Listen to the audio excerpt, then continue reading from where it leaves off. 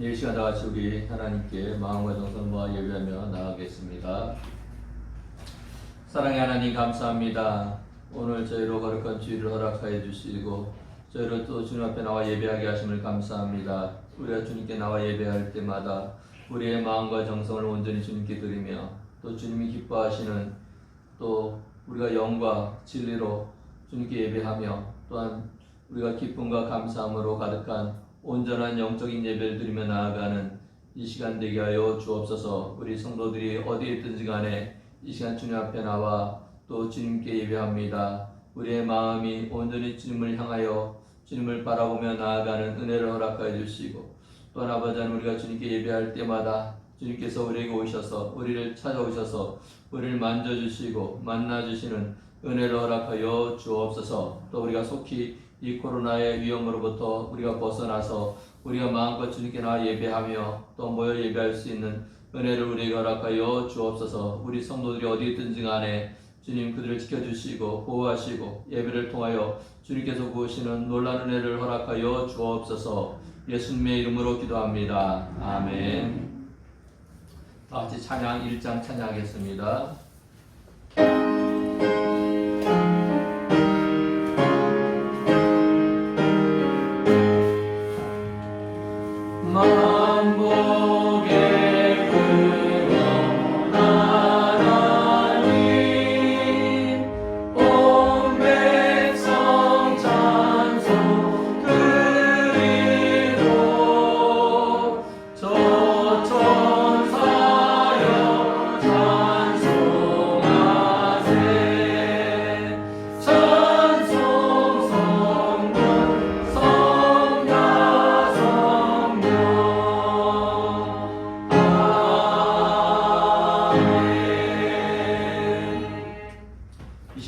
사도신경으로 우리 신앙 고백을 하나님께 드리겠습니다. 나는 전능하신 아버지 하나님 천지의 창조주를 믿습니다. 나는 그의 유일하신 아들 우리 주 예수 그리스도를 믿습니다. 그는 성령으로 있게 되어 동정녀 마리아에게서 나시고 본디오 빌라도에게 고난을 받아 십자가에 못 박혀 죽으시고 장사된 뒤 사흘 만에 죽은 자 가운데서 다시 살아나셨으며 하늘에 오르시어 전능하신 아버지 하나님 우편에 앉아 계시다가 거기로부터 살아있는 자와 죽은 자를 심판하러 오십니다. 나는 성령을 믿으며 거룩한 공교회와 성도의 교제와 죄를 용서받는 것과 몸의 부활과 영생을 믿습니다. 아멘. 다시 자리에 앉아서 찬양 259장 찬양하겠습니다.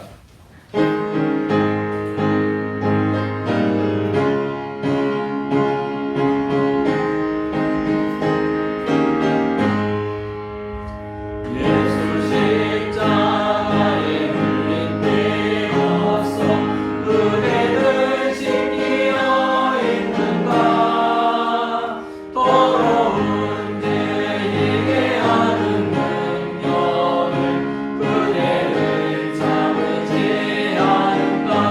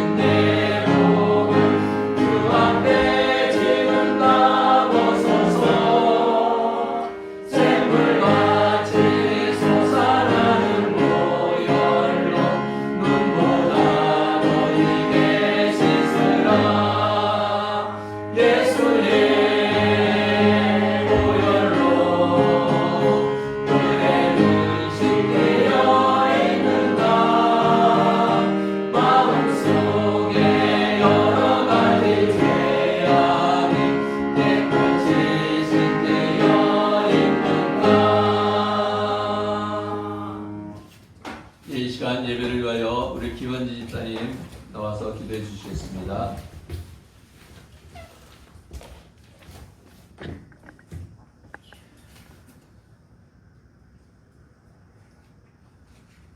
사랑의 주님, 감사합니다.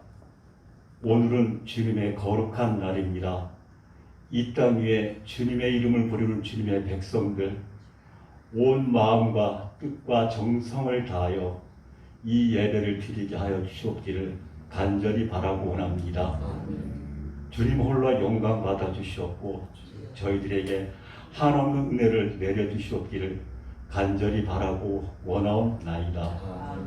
사랑의 주님, 이 나라 이 백성을 긍휼히 여겨 주시옵기를 간절히 바라고 원합니다.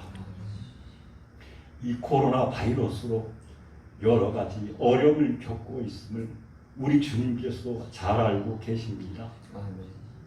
정치적으로는 주님을 대적하는 법을 세우려고 하고 있고, 나라 경제는 점점 무너져가고 있고, 사회적으로는 코로나 바이러스로 이 어려움을 겪어서 자살률이 점점 증가하고 있는 형국에 있음을 우리 주님께서 알고 계십니다.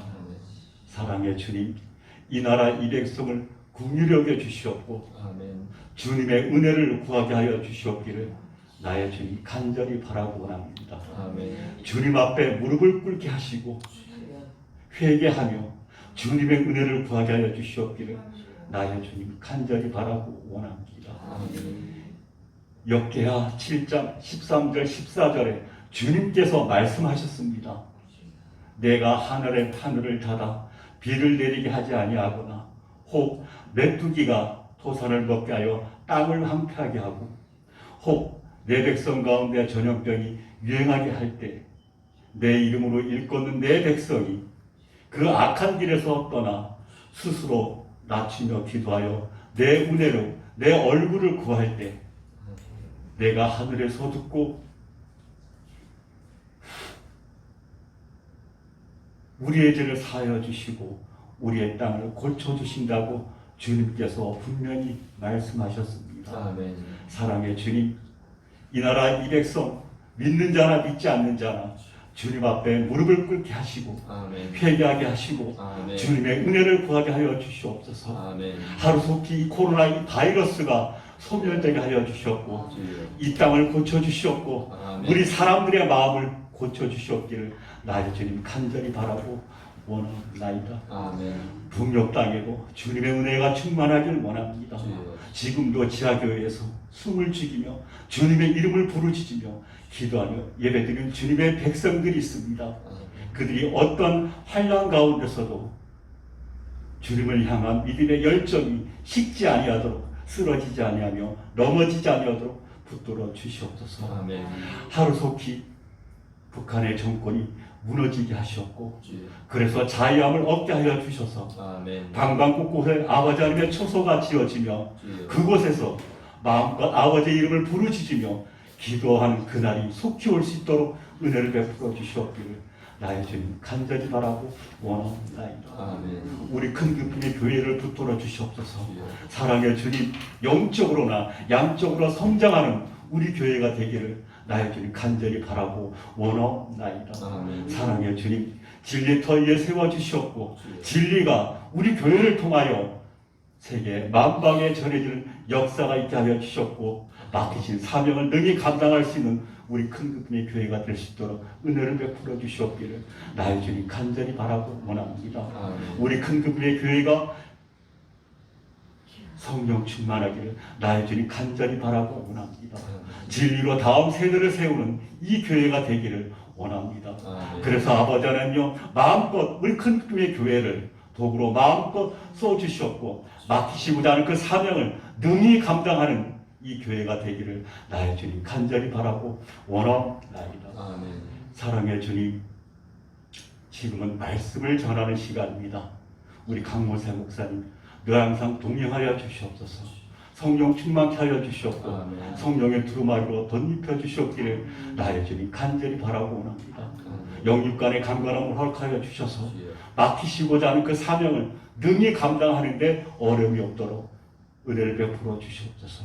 쓰시고자 하는 도구로 마음껏 쓰임받을 수 있는 도구로 사용되어지기를 나의 주님 간절히 바라고 원합니다이다. 그 입술에서 이 달에 세우셨사오매 그 입술에서 진리가 흘러나갈 때 그 진리가 우리의 마음을 치유되게 하며 사랑의 주님 상처받은 자에게 아버지의 회복의 역사가 있게 하시옵고 주님을 갈망하는 자에게 단비가 되게 하는 그 진리의 말씀이 되게 하여 주시옵기를 나의 주님 간절히 바라고 원하옵나이다. 전하는 자나 듣는 자나 모두 주님의 은혜가 충만하길 원합니다. 아멘. 사랑의 주님 이 예배를 통하여서 치유의 역사가 있게 하시옵고 아버지와 진정 우리의 성도님들이 마음이 또 회복되게 하시옵고 아버지 아니면 진정 육신 연약한 자가 일어서는 회복되는 역사가 있게 하여 주시옵기를 나의 주님 간절히 바라고 원합니다. 아멘. 사랑의 주님 지금은 처음 시간입니다. 순서 우리 주님께서 주관하여 주셨고 홀로 영광받아 주옵소서. 아멘. 예수님의 이름으로 간절히 기도드렸사옵나이다. 아멘.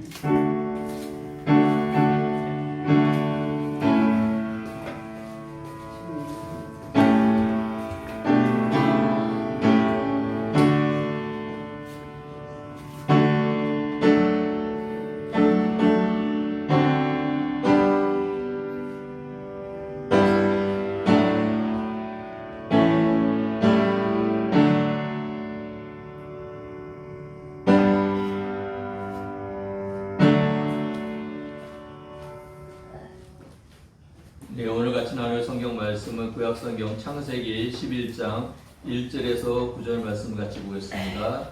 창세기 11장 1절에서 9절 말씀입니다.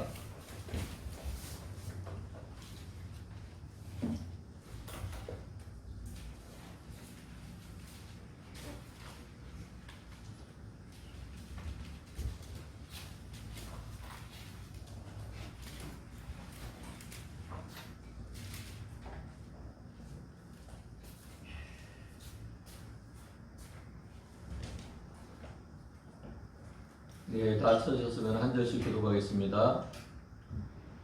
온 땅의 언어가 하나요, 말이 하나였더라. 이들이 동방으로 밀려다가 시날 본질을 만나 거기 거류하며 서로 말하되 자 벽돌을 만들어 견고히 굽자하고 이에 벽돌로 돌을 대신하며 역청으로 진흙을 대신하고 또 말하되 자 성문과 탑을 건설하여 그탑 꼭대기를 하늘에 닿게 하여 우리 이름을 내고 온 지면에 흩어지는 나라라 하느니 여호와께서 사람들이 건설하는 그 성읍과 탑을 보려고 내려오셨더라. 여호와께서 이르시되 이 무리가 한 족속이요 언어도 하나이므로 이같이 잘하였으니 이유는 그 하고자 하는 일을 막을 수 없으리로다. 자 우리가 내려가서 거기서 그들의 언어를 혼잡하게 하여 그들이 서로 알아듣지 못하게 하자 하시고 여호와께서 거기서 그들의 목전이었으면서도 그들이 하셨더라. 9절 같이 읽겠습니다. 그러므로 그 이름을 바벨이라 하니 이는 여호와께서 거기서 온 땅의 언어를 혼잡하게 하셨음이니라. 여호와께서 거기서 그들을 온 지면에 흩으셨더라. 아멘. 오늘 말씀 제목이 뭡니까? 바벨탑 사건의 교훈.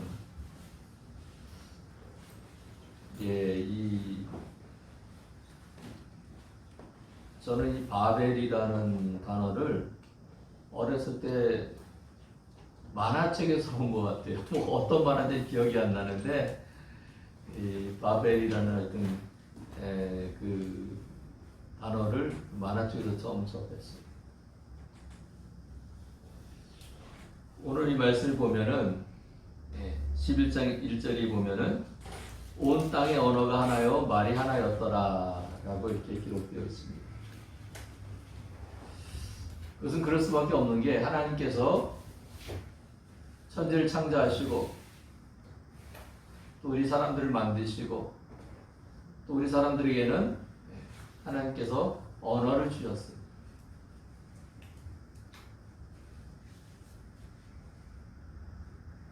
어떤 언어학자가 이야기하기를 우리에게 이 언어가 우리가 배워서 습득한 것이 아니라 저절로 주어진 거다 이렇게 해석을 하는 분들이 있습니다. 문자는 우리가 뭐 학자들이 우리나라 같은 게 한글은 세종대왕과 집현전 학자들이 이렇게 만들었잖아요. 그렇지만 원래 언어는 하나님께서 우리에게 주셔서 우리가 한 언어로 이렇게 같이 소통할 수 있는. 우리가 소통한다는 건 뭐예요? 가장 중요한 것이 말이 통해야 되잖아요. 말이 통하지 않으면은 이게 소통이 될 수가 없어요. 전 지금도 그렇지만 옛날에 젊었을 때도 이 길을 가다가 외국인이 나에게 접근해 오면은 재빨리 자리를 도망갔어요. 왜냐하면은 그들이 외국어로 나에게 뭔가 물어볼 때 답하는 것이 이게 곤란했기 때문에 무서워서 외국인들을 피했습니다. 언어가 이 소통의 근간이 되는 거예요. 근데 원래 인류는 언어가 하나였어요. 근데 인류의 언어가 갈라지게 된 사건이 바로 이 바벨탑 사건입니다.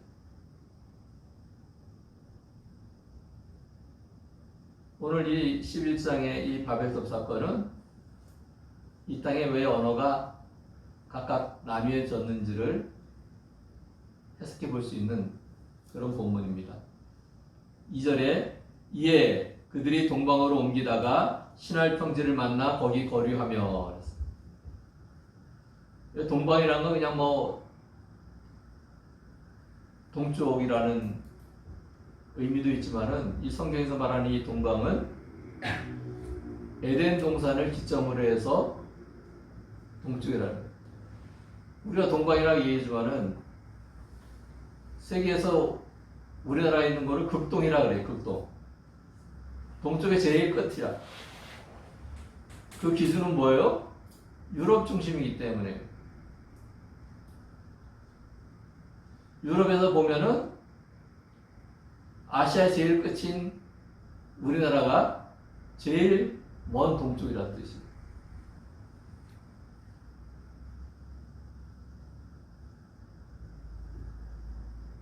여기서 오늘 이 동방은 에덴 동산과 그 주변에 살던 인류가 노아의 홍수 이후에 사람들이 많아지면서 동쪽으로 옮겨갔다는 뜻이에요. 여기서 시나이 평지가 어디냐면 지금의 이라크 지역이에요. 메소포타미아 강과 유브라데스 강이 만나서 아주 비옥한 땅, 아주 넓은 평지를 이루고 있어요. 그러니까 곡식 같은 게 너무너무 잘 되는, 지금도 그쪽은 아주 곡식이 잘 되는 땅이에요.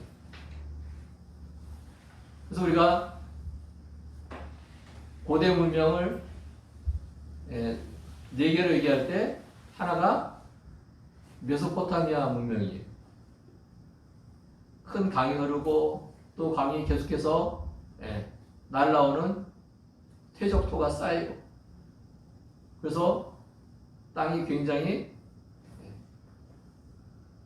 풍성한, 또 곡식들이 잘 되는 그런 땅이었어요. 즉 에덴 동산 근처의 땅과 이 시나이 평지는 차이가 많이. 제가 최근에 그 아무르강이라고 몽골에서 발원해갖고 중소 국경지대를 흐르고 연해주 쪽으로 흘러가서 태평양으로 가는 그 강이 있어요. 4,400km나 되는 긴 강이에요. 근데 그 강이 물이 흐름이 굉장히 이렇게 세지가 않대요. 그래서 그 강의 별명이 잠자는 강이랍니다. 그러니까 물이 아주 조용히, 물살 세지 않고 그냥 얌전하게 한 4,400km를 해서 태평양으로 이렇게 이어지는 강인데, 그 강이 1년에 실어 나르는 흙의 양이 26만 4천 톤이래요. 그 조용한 물살도 거의 느껴지지 않을 정도로 그 조용히 흐르는 강인데 1년 동안 그 강을 통해서 26만 4천 톤의 흙이 하류로 태평양으로 내려간다는 거예요. 그거를 수백 년 수천간 했으니까 그 얼마나 그 땅이 비옥한 땅이 됐겠어요. 그러니까 그때 인류들이 볼 때 이 시나이 평지가 정말로 자기들이 살만한 가장 좋은 환경을 가지고 있는 그런 땅이었어요. 그러니까 벌써 이제 문명을 꽃피우게 된 거죠. 3절을 보겠습니다. 서로 말하되 자 벽돌을 만들어 견고히 굽자 하고 이에 벽돌로 돌을 대신하며 역청으로 진흙을 대신하고. 예. 뭐 언어가 하나 있으니까 언어 소통에 문제가 없죠. 제가 이렇게 그 유튜브에서 호랑이 관련된 그런 동영상을 이제 가끔 보는데 거기에 호랑이 사육을 하는 그 사육사분한테 어떤 친구가 이제 자기는 그 사육사 같은 거를 이제 그 꿈을 가지고 있는 친구가 제가 사육사가 되려고 하는데 사육사가 되려면은 제일 중요한 게 뭡니까? 그랬더니 그 사육사하는 친구가 영어입니다. 그런 거에 가서 우리가 보통 사육사 그러면 동물을 좋아해야 되고 뭐 그런 것들이 있을 거 아니에요. 근데 그 사육사하는 친구가 제가 앞으로 사육사가 되려고 하는데 제가 어떤 공부를 제일 준비해야 될까 그랬더니 그 친구가 하는 얘기가 영어를 잘해야 됩니다. 그런 거예요. 그래서 왜 저도 이상하게 생각해서 아니 사육사 되는데 영어가 갑자기 왜? 그랬더니 그 사육사하는 친구가 말하기를 우리나라는 이 사육사 관련된 이렇게 동물애나 관련된 이런 책이 별로 없답니다. 근데 대부분의 책들이 영어 책이라서 그걸 이제 배우기 위해서는 영어 책을 봐야 되는데 영어 실력이 딸리면은 그 사육사가 갖춰야 될 기본적인 그런 실력을 갖출 수가 없다는 거예요. 그러니까 사육사의 제일 필요한 항목이 영어를 잘해야 된다는 거예요. 그래서 제가 그걸 보면서 그래 그렇구나 진짜 우리나라는 동물 사육에 관련된 그런 자료들이 많이 없으니까 아무래도 외국 사례들 많이 배워야 되는데 영어로 책들이 제일 많이 나왔으니까 무슨 동물을 사랑하고 뭐 이런 것보다 영어를 잘하는 게 제일 사육사의 1조건이구나 그런 생각을 하면서 약간 씁쓸하다는 생각을 했어요. 예, 저도 이 언어에 대해서 겁이 있어요. 언어를 잘 못해요. 이게 언어는 어떤 사람들이 잘하느냐? 그냥 아무 스스럼 없이 말을 던질 줄 아는 사람이 잘해요. 책으로 배워서 언어가 되지 않더라고요. 말을 해야 되는데 입이 떨어지지 않는 거예요. 머릿속에서는 뭐 사람 만나면은 그냥 우리가 배운 영어들이 그냥 돌아가요. 근데 입으로 나오지가 않아. 입으로 나오지 않으면 언어를 못 배워. 제가 옛날에 이스라엘에 선교순례 갔을 때 거기 이스라엘에서 선교사하는 선교사님이 저희들에게 한 말이 있습니다. 선교사가 되려면은 40 이전에 그 선교지로 들어가라. 40 이후에는 새로운 선교하는 것이 굉장히 어렵다. 그 어려운 이유가 뭐냐면 40 이후에는 언어가 잘 배워지지 않는다는 거예요. 선교를 하려면 언어가 필수적인데 이 언어가 배워지지 않으니까 어떤 선교사들은 언어 배우는데 막 7, 8년간을 쏟아붓는데요. 우리 김종일 선교사님 지금 나간 지 지금 2년이 채 안 됐는데 지금은 이제 캄보디아가 원활해서 뭐 서로 소통하는데 문제가 없다 그러더라고요.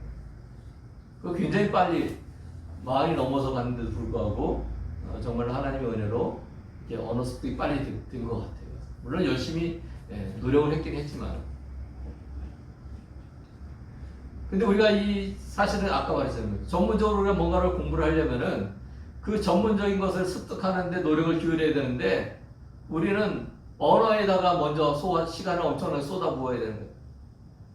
어떻게 보면 시간 낭비 아니에요, 가서. 무슨 언어를 배운다고 지식이 습득되어지는 게 아니잖아요. 그죠? 근데 우리가 지금 왜 이렇게 되느냐? 이 바벨탑 사건 때문에 그렇게 된 거예요.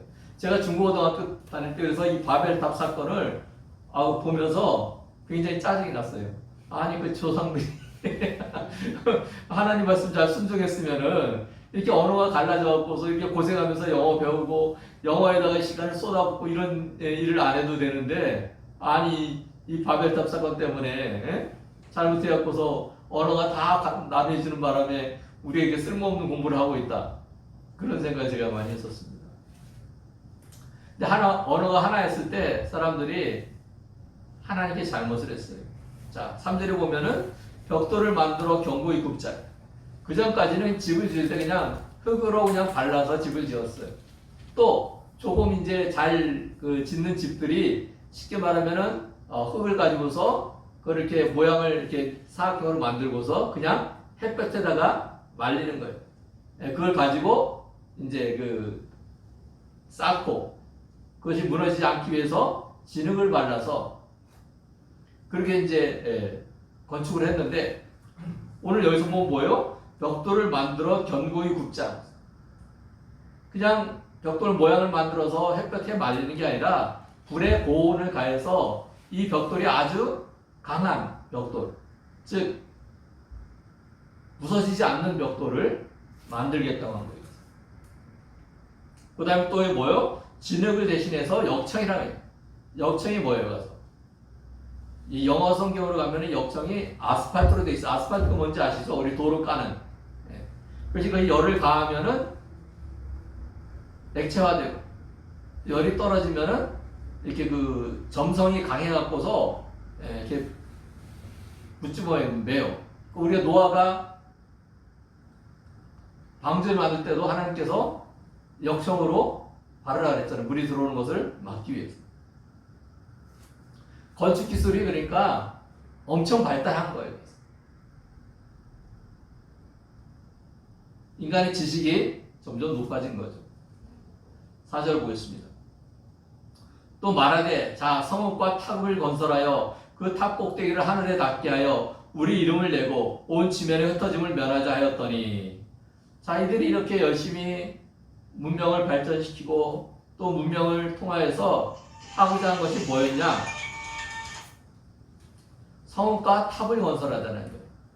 근데 이 히브리어를 보면은 앞에 나오는 단어는 약간 부차적인 의미를 가지고 있어요.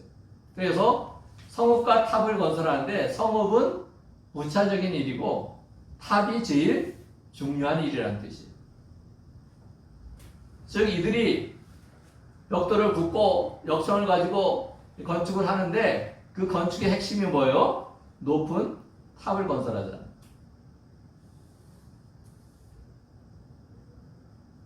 그리고 그 보면 그 탑 꼭대기를 하늘에 닿게 하여. 그렇게 그들이 높게 탑을 지으려는 이유가 뭐예요? 첫 번째, 우리의 이름을 내고 우리의 명성을 높이자. 우리가 이렇게 하늘까지 닿는 탑을 쌓았으니 우리의 명성을 높이고, 두 번째가 뭐예요? 온 지면에 흩어짐을 면하자 하였더니, 이렇게 높은 탑을 쌓음으로써 우리가 온 지면에 흩어지는 상황을 당하지 말자. 자, 이것은 무엇을 염두에 둔 거예요? 노아의 홍수 사건을 염두에 둔 거예요.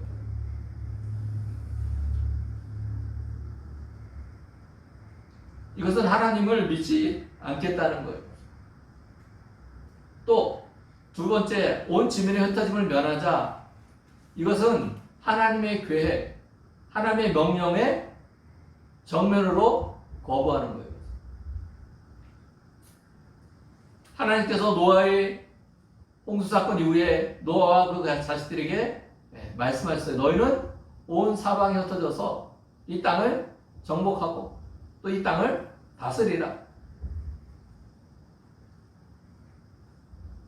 즉 하나님께서는 사람들에게 온 땅에 흩어져 살고 또 그것을 정복하라는 명령을 주신 거예요. 그런데 오늘 이 신할 평지에 있는 인간들이 하는 건 뭐예요? 야, 우리 살기 좋은 곳에서 떠나지 말고 여기에서만 살자.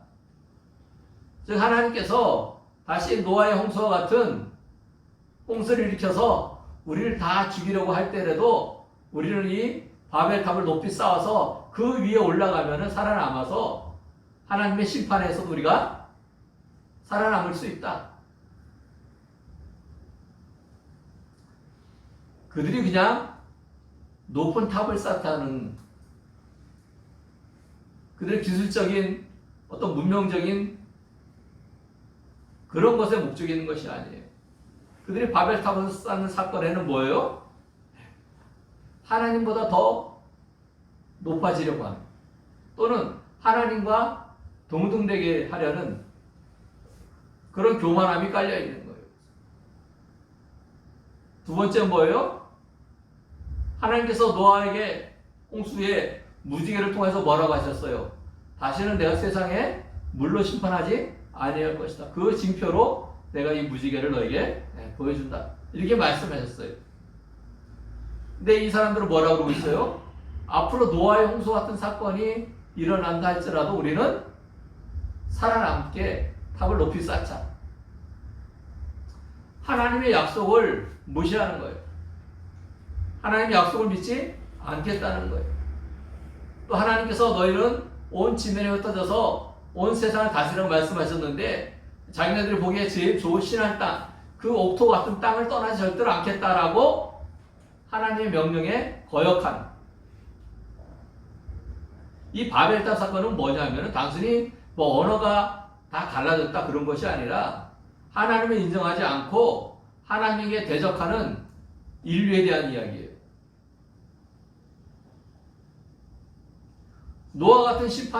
노아의 홍수와 같은 심판이 이 땅에 다시 오는 것은 뭐예요? 사람들이 그만큼 타락했다는 얘기예요. 그죠? 우리 하나님께서 뭐 사람들이 죄를 범했다고 바로 번개를 쳐서 죽이지는 않잖아요.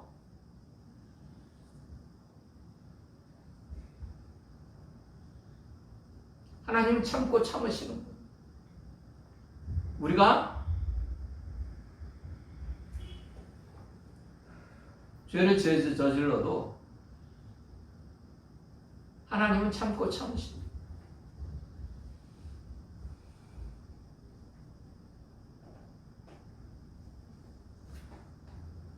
오늘 이 사건은 노아의 홍수와 같은 인간의 죄악에 대한 하나님의 작은 심판 같은 사건이 바로 이 바벨탑 사건입니다. 하나님을 인정하지 않고 하나님께 대어드는 또 심판을 준비한다면 뭐 해야 돼요? 하나님 말씀에 순종하며 살아가야 되잖아요. 예, 그것이 마땅하지 않겠어요? 하나님께서 까닭 없이 심판하는 분이 아니잖아요. 하나님의 약속은 반드시 지키는 거예요. 하나님의 약속을 믿지 않은 이 사람들. 또 하나님께 대항해서 자기들의 실력으로 하나님을 능가하겠다고 하는 이 사람들. 심판을 면하기 위해서는 죄악에서 떠나서 하나님 말씀에 순종하며 살아가야 되는데 그것은 싫은 거예요. 자기들 죄악을 마음껏 저지르고 살고 싶은 거예요. 그런데도 하나님의 심판은 걱정이 되는 거예요. 그러니까 아주 높은 탑을 쌓아서 어떤 대단한 홍수가 오더라도 우리가 살아남을 수 있는 방법을 찾자. 바벨탑 사건은 바로 이것입니다. 핵심은 하나님을 인정하지 않고 하나님을 넘어서겠다는 인간의 죄악. 그것에 대한 하나님의 심판인 것입니다.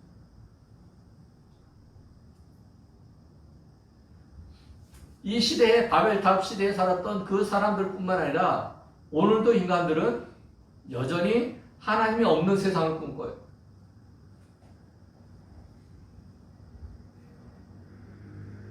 인본주의라 그러죠. 사람이 최고예요. 지금 뭐 포괄적 차별금지법 이야기 하잖아요. 거기 근간에 있는 게 뭐예요? 인본주의. 인간은 다 소중하다. 동성애자도 소중하다. 그거는 권리다. 인간이 하는 거는 죄가 없다는 거예요. 그런 성향을 가진 거 죄가 아니라는 거예요.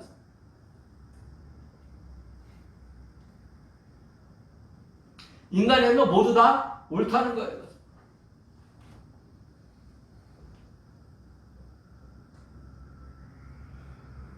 이것이 무서운 것입니다.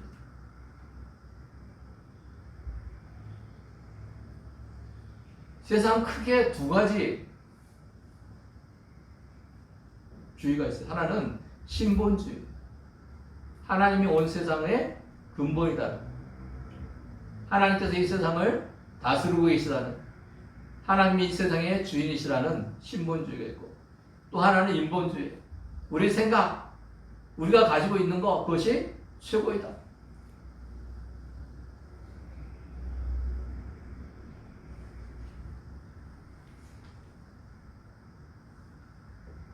중세에는 신본주의였어요. 그러니까 뭐든지 하나님, 뭐 성경, 이것만 갖다 대면은 무소불위였어요. 세상의 권력자도 교황이 너는 카톨릭 교도가 아니야.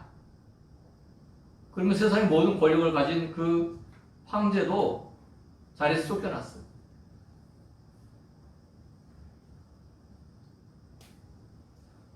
말로는 신본주의를 했는데 신본주의를 어떻게 했어요? 자기 개인의 권력을 위해 사용한 거예요. 중세의 그 신본주의가 부작용이 많았어요. 말로는 하나님을 이야기하는데 그 안에 자기의 더러운 일들을 위한 목적을 가지고 하나님의 이름을 끌어다 붙이는 거예요. 거기에 대해서 이제 나온 것이 인본주의 사상이에요. 우리가 알고 있는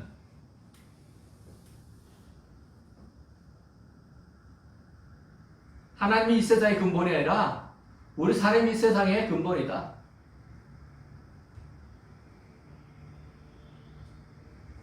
잘못된 신본주의가 낳은 비극이 인본주의로 나타납니다. 그러다 보니까 지금 세계는 뭐예요? 가서 하나님? 그딴 분 없어요. 그냥 교회에서나 하나님이 있다고 믿는 거지.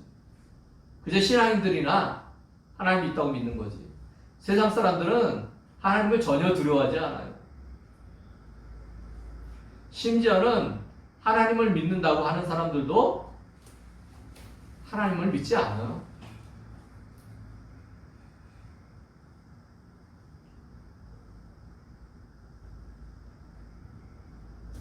이때 바벨탑 사건 시대 사람들이 그거였어요. 가서 하나님이 우리를 좌지우지 못하게 우리가 스스로 방어책을 만들자. 그리고 하나님께서 막 온 세계로 흩어지라 그러는데 왜 이 좋은 땅을 버리고서 살지 못할 곳으로 흩어지느냐? 우린 싫다. 우리 이 좋은 땅에서 모여 살겠다. 우리 인간들 지금도 그렇잖아요. 제가 며칠 전 뉴스를 봤는데요. 우리나라가 그전에 수도권에 많이 살긴 살았지만은 수도권 인구가 우리나라 전체 국민의 50%는 안 됐었대요. 근데 최근에 수도권 인구가 우리나라 전체 인구의 50%를 넘었답니다. 그래서 그전에는 우리나라 제2의 도시가 어디예요? 부산이죠. 부산이 확고한 제2의 도시였어요. 그 다음에 제3의 도시가 대구, 인천이 제4의 도시. 여기서 뭐 다른 게 아니라 그냥 인구수로 계산을 해서 그렇게 했었어요. 근데 지금 대구가 인천한테 역전당했어요. 그래서 지금 인천이 제3의 도시가 됐어요. 근데 한 15년 정도 지나면요, 부산이 인천보다 인구가 더 줄어든답니다. 부산은 지금 330만인데 290만으로 줄어들고, 인천은 285만인데 310만인가로 늘어난대요. 그래서 우리나라 제2의 도시가 어디냐? 뭐 이런 설문을 하는데, 어떤 사람은 부산이다, 어떤 사람은 아니다, 인천이 더 크다, 뭐 이루고 있답니다. 이게 뭐냐? 수도권의 모든 좋은 조건들이 가지고 있으니까, 뭐 대학, 뭐 의료, 그다음 문화, 이런 것들이 사람들이 다 수도권으로 몰려온다는 거예요. 부산에 있는 명문대학 출신에 있는 졸업생들이 졸업하면 어디 갈 거냐? 저는 서울로 갈 거예요. 왜? 부산에는 제대로 된 기업이 없잖아요. 부산 사람들이 외치는 게 그거랍니다. 부산이 노인과 바다랍니다. 부산의 별명이요. 왜냐하면은 젊은 사람들이 대학 졸업하면은 서울이나 경기도 쪽으로 다 올라간대요. 왜? 부산에 취업할 만한 기업들이 별로 없답니다. 그래서 부산 사람들이 자주 하기를, 부산에는 노인하고 바다밖에 없다 그래서 해밍웨이가 쓴 소설 제목을 따라서 노인과 바다, 그래서 부산에는 노인하고 바다밖에 없다라고 그런 자조적인 표현을 쓴답니다. 근데 대학 졸업에 가까운 친구들한테 설문을 했더니 대부분 그런다는 거예요. 가서 그러니까 대학 졸업하고 나면은 서울 쪽으로 또는 경기도 쪽으로 가서 취업을 하겠다라고 그런다는 거예요. 그래서 사람들이 살기 좋은 쪽으로 다 몰리는 게 다 그런 거예요.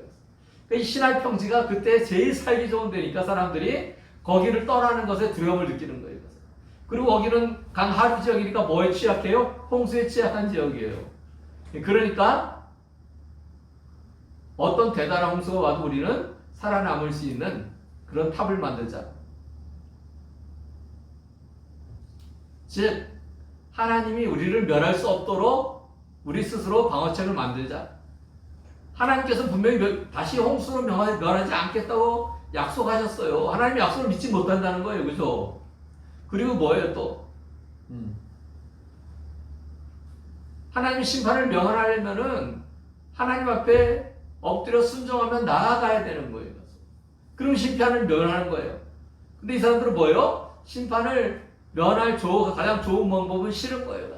자기네들은 세상에서 자기네들 욕심대로, 자기네들의 잘못된 생각대로, 자기의 더러운 계획대로 살기를 원하는 거예요. 그래서 하나님이 싫어하셔서 심판하시다 그랬으면은 어떻게 이 심판을 피할까? 그런 잔머리를 굴리는 거예요. 이 시대의 사람들뿐만이겠어요? 오늘 우리도 그렇다는 거예요.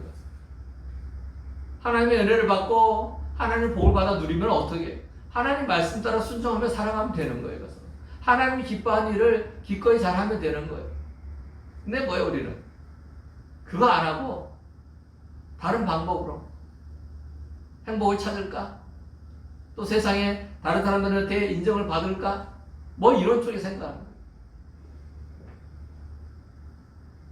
하나님께 주신 복 받는 것은 싫고 내가 하는 편법, 그래서 또 내 더러운 생각, 마음으로 해서 좋은 것들을 내가 취해보겠다.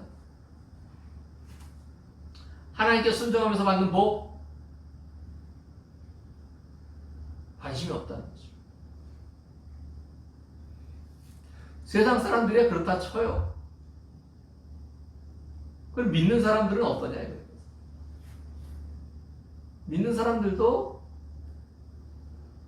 교회에 나와서 예배는 드리지만은 하나님 믿는다고 하지만은 우리의 생각의 대부분은 세상 사람들과 별로 다르지 않다는 겁니다.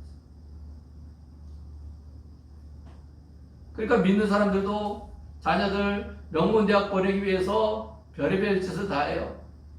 최근에 충격적인 뉴스가 봤어요. 무슨 강남에 있는 뭐라 그래 거기 가르친 사람을 일타강사라 그러죠.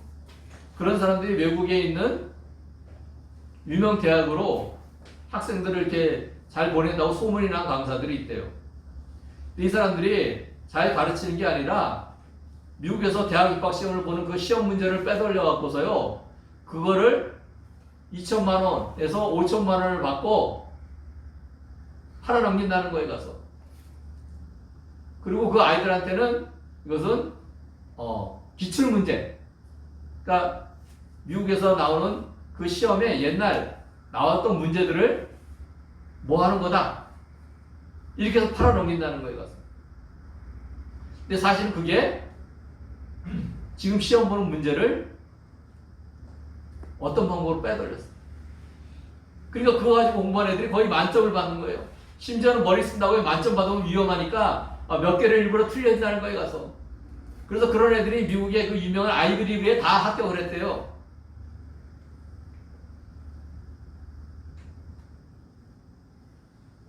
거기에 그럼 크리스찬은 없을까요? 저는 더 많지 않으면 좀 다행이다라는 생각을 합니다. 우리가 하나님을 믿고 예수를 믿는다고 하지만 우리가 세상 살아가는 방법은 세상 사람들보다 더했으면 더했지 그들보다 못하지 않다는 거예요. 왜? 하나님을 믿지 않은 거예요. 하나님의 약속을 붙잡지 않으니까 그렇습니다.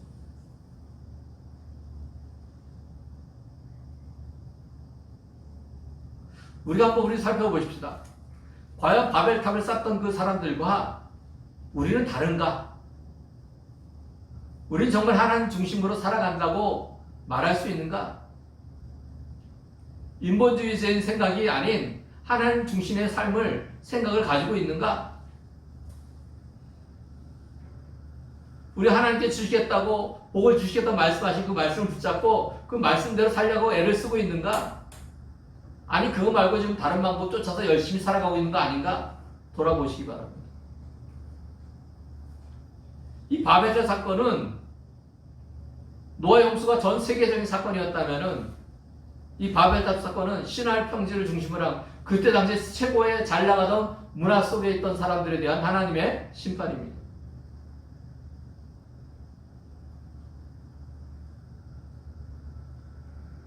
우리 하나님을 대항해서 이길 수 없어요.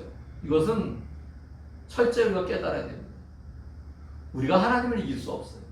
제가 말씀드리자 늘 하나님은 우리가 속일 수 있는 존재가 아니에요. 우리가 아무리 속을 감추고 겉으로 그럴싸하게 해도 우리 하나님은 속지 않아요. 사람들은 속죠.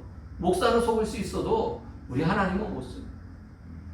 정말 우리가 하나님을 믿고 성경 말씀을 믿고 하나님의 진리의 말씀 붙잡고 우리의 삶을 살아가고 있는지 아니면은 그럴싸하게 하나님 믿는 것처럼 포장하면서 사실은 인본주의적인 생각으로 내 신념에 따라서 살아가고 있는 것은 아닌지. 어떤 사람들은 신앙에 의해 살지 않고 신념에 의해 살아요.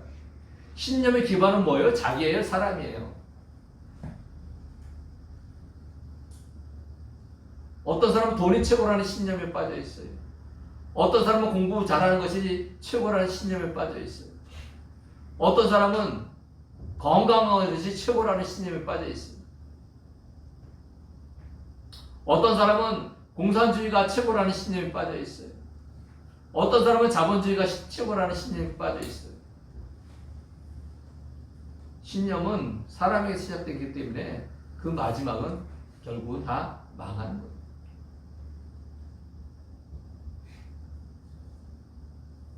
교회 안에도 신앙이 아닌 신념을 가지고서 신앙을 거의 덧입히려고 하는 사람들이 있어요. 가장 위험한 사람들, 가장 조심해야 되는 사람들이에요. 자기의 신념을 포장하기 위해서 성경 말씀을 갖다 붙이고 그럴싸한 것들은 다 갖다 모아놓는 거예요. 그렇지만 그 안에 하나님은 없어요. 하나님 믿는 것처럼 포장하지만은 하나님은 거기에 주인이 아니에요. 자기가 주인이죠. 자기의 생각이 주인이죠. 자기의 신념이 주인이죠. 우리는 신앙 따라 사는 사람이지 신념 따라 사는 사람이 아닙니다. 이걸 구분할 줄 알아야 돼요. 이걸 구분하지 못하면은 날마다 흔들려요.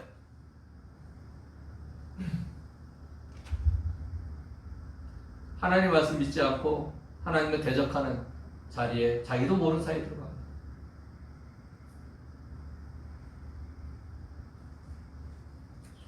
하나님께서 그들이 망하는 것을 멈추려고 그들에게 흩어지게 하셨어요. 언어만 흩어진 게 아니라요, 사람들이 다 흩어지게 되었어요. 하나님의 심판처럼 보이지만 그 심판을 통해서 뭐예요? 하나님의 계획이 이루어지는 거예요. 제가 말씀드렸잖아요. 노아의 홍수 심판에도 하나님께서 세상을 망하시려게 하는 게 아니라 망하는 것처럼 보이는 그 이후에 노아와 그 자녀들을 통하여서 하나님이 새로운 계획을 가지고 있다. 온 세상이 망해가는 그 시대에 아브라함이라는 한 인물을 주님께서 선택하셔서 그를 통하여서 또 새로운 시작을 하시는 하나님. 이 바벨탑 사건을 통해서 사람들이 같이 모여 살겠다고, 흩어지지 않겠다고 그 난리를 쳤지만 하나님께서 강제로 흩으셨어요. 하나님께서 흩어져서 하나님의 계획대로 번성하고 또한 세상을 다스리게끔 하신 거예요. 우리가 아무리 잘나도 하나님의 계획을 우리가 망칠 수 없습니다. 우리는 그래서 어떤 삶을 살아야 돼요? 네. 하나님의 뜻에 부합되는 삶을 살아야 돼요. 하나님께서 우리에게 무엇을 원하시는지 그거를 먼저 깨닫고 그것에 우리가 관심을 쏟아야 되는 것입니다.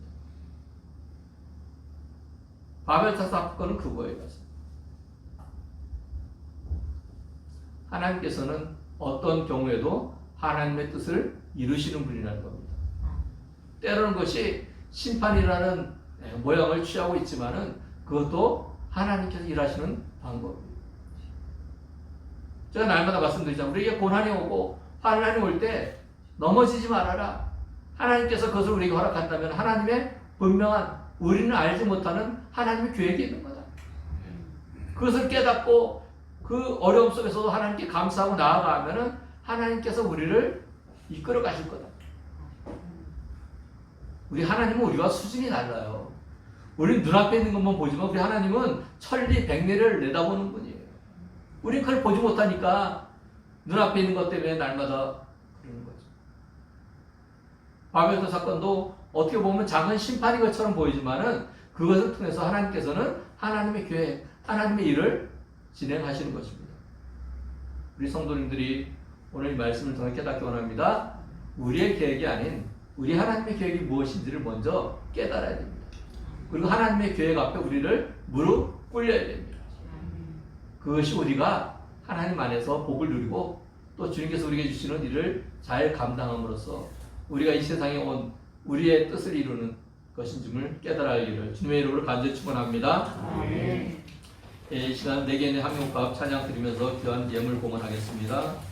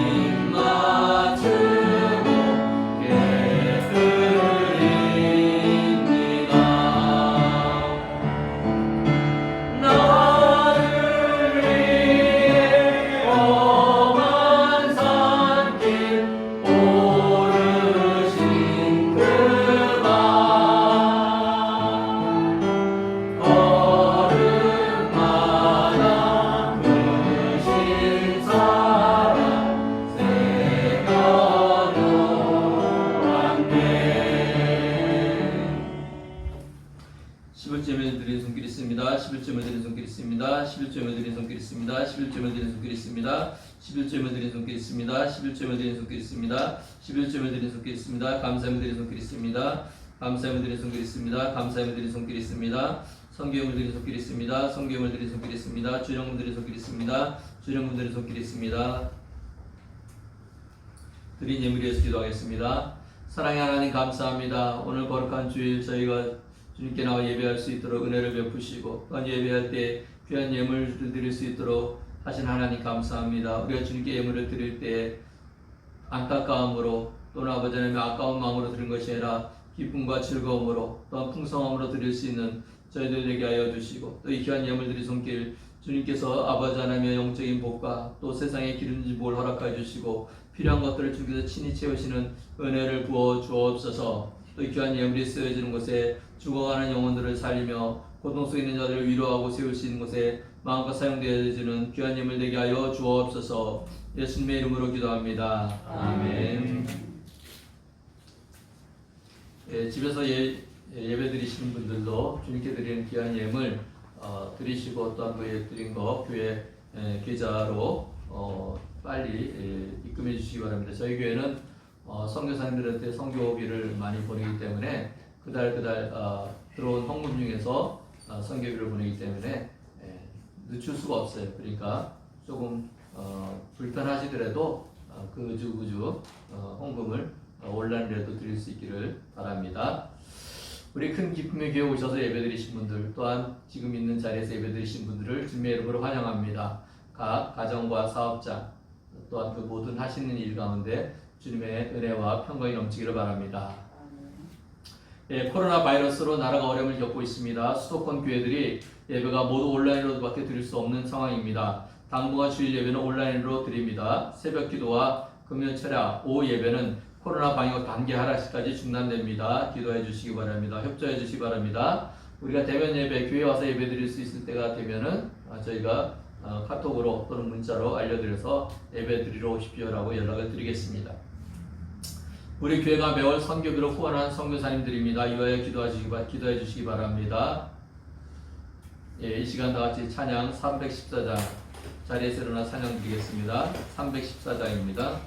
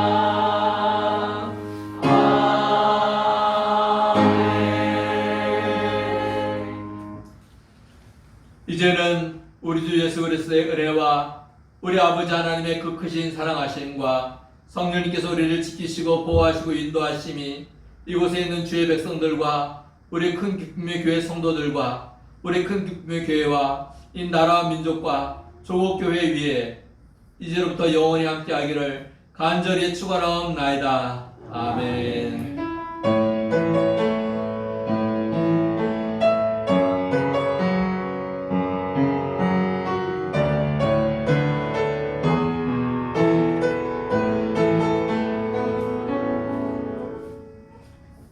하나님께 영광을 돌리겠습니다. 할렐루야.